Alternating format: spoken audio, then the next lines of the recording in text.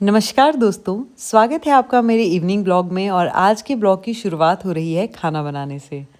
तो आज खाने में मैं बना रही थी कद्दू की सब्जी, और कद्दू की सब्जी के साथ साथ बैगन की सब्जी।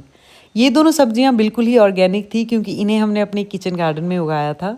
तो चलो बनाते हैं अब ये दोनों सब्जियां। सबका इन सब्जियों को बनाने का तरीका अलग अलग होता है, लेकिन तड़का लगाने की रेसिपी ऑलमोस्ट सेम ही होती है। मैं कद्दू की सब्जी को छिलके के साथ ही बनाना पसंद करती हूँ, अगर वो हरा कद्दू हो स्पेशली। और इसे पहले मैं हल्के से तेल में भून लेती हूँ, अच्छे से पकने देती हूँ 10 से 15 मिनट तक। तब तक ये बिल्कुल अच्छे से पक जाता है, तब तक मैं दूसरी साइड तड़का लगाकर बैंगन की सब्जी को रेडी कर लेती हूँ। बैंगन की सब्जी के लिए मैंने बिल्कुल सिंपल सा प्याज टमाटर का तड़का रेडी किया था। जब तक मेरी सब्जी कटकर रेडी हुई तब तक मेरा कद्दू भी पक चुका था। तो यहाँ मैंने कद्दू के लिए भी बिल्कुल सिंपल सा तड़का रेडी कर लिया, फिर उसमें मैंने कद्दू को ऐड कर लिया था। कद्दू की स्पेशल चीज़ होती है, ये बच्चों के लिए भी बहुत ज़्यादा बेनिफिशियल होता है, साथ ही साथ बड़ों के लिए भी इसके बहुत ज़्यादा बेनिफिट्स होते हैं।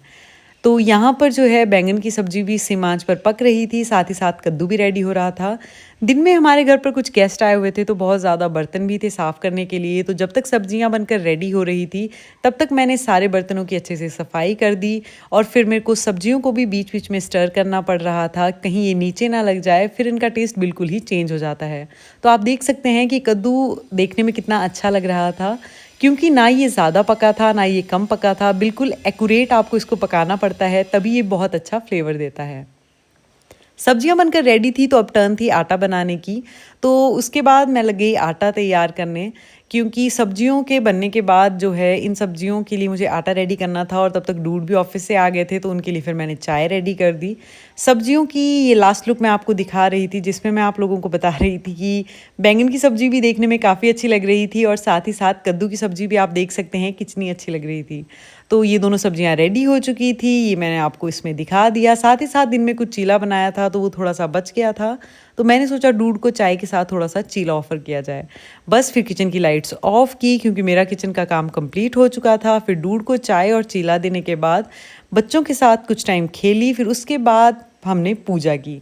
तो यहाँ पर मेरे बच्चे जो हैं वो पूजा कर रहे थे। मैंने इनको एक आदत डालने की कोशिश की है कि सुबह नहाने के बाद और शाम को खाना खाने से पहले मैं डेली इनको पूजा करने के लिए बोलती हूँ।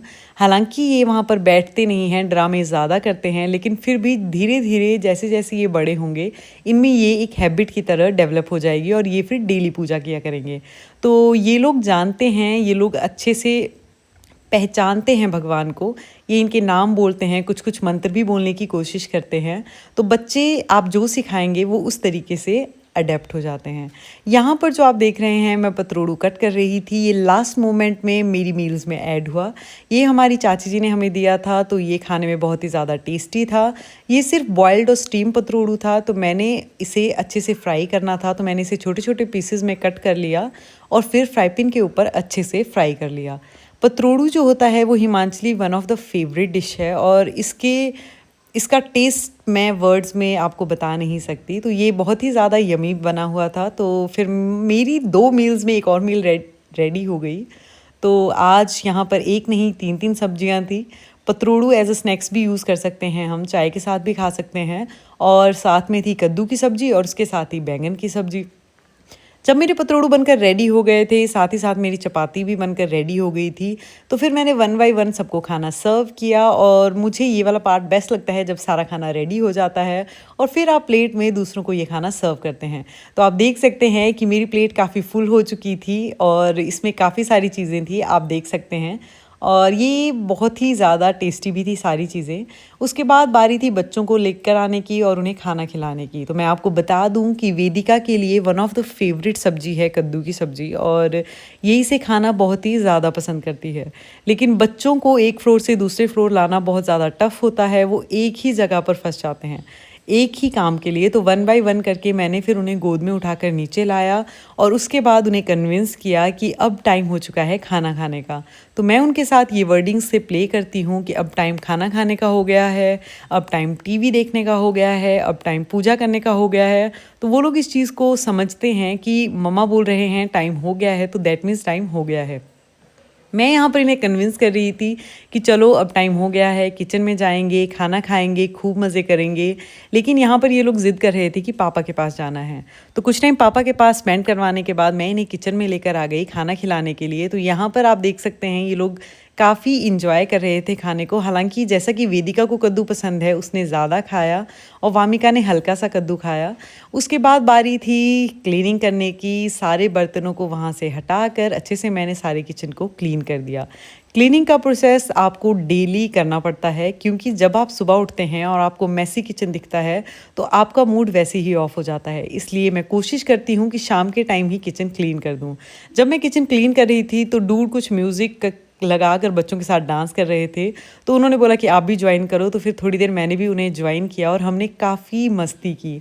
ये वाला टाइम तो पूरे दिन में सबसे बेस्ट होता है, जब हम सब एक साथ मिलकर डांस करते हैं और कभी कभी हम स्टोरीज़ भी बच्चों को सुनाते हैं। तो इससे बच्चे काफ़ी खुश भी रहते हैं और उनका स्क्रीन टाइम भी कम हो जाता है और वो टीवी भी ज़्यादा नहीं देखते हैं।